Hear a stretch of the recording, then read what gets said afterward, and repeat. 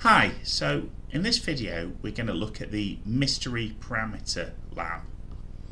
I'll launch the lab and try a basic attack. And if we look at the source, the attack has been correctly sanitized, so we're going to have to do something more sophisticated.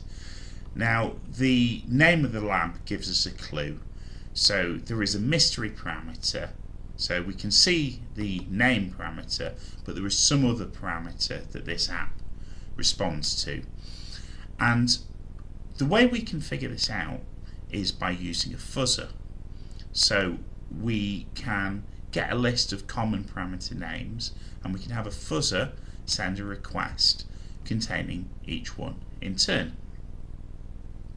So the list I found is this. It's within a repository called commodity injection signatures and well-known parameter names. Now it's quite a big list, and I will tell you that the lab uses a fairly common name. So I've just pre-selected the first 100 items.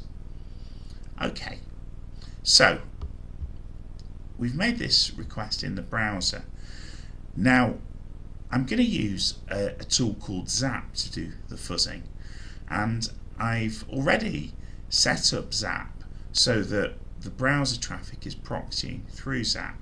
So if we switch to this now, we can see some of our requests to the lab. We've got this, the first one to the root of the lab, and then this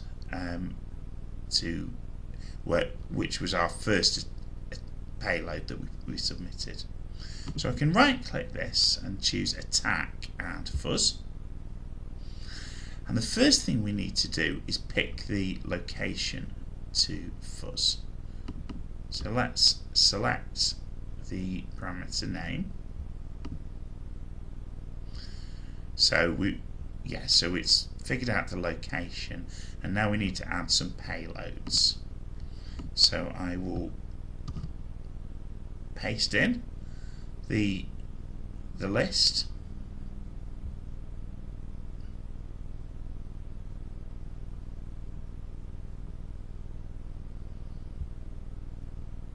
and start the fuzzer. Okay, and it's run through those 100 pretty quickly. And what I'm now going to do is sort by the size of the response body. And we can see here almost everything's 409 bytes, but these few are different. So this one, where the payload's blank, is the base request, and then where the payload's name will actually be the same as the base request. But what's really interesting is here where the parameter is email, and we can open this in request. Oops.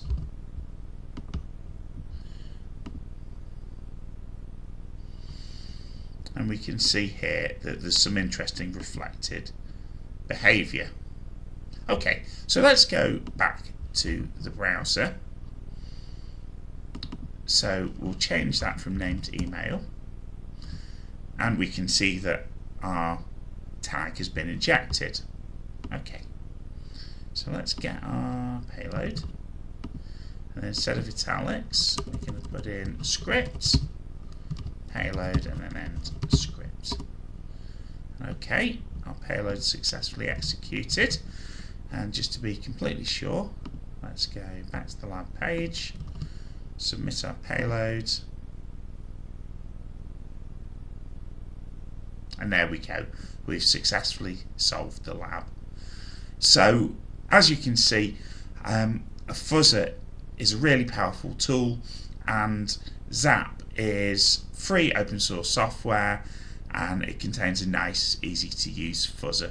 So if you're really wanting to up your game in terms of web hacking, it's definitely something to look at.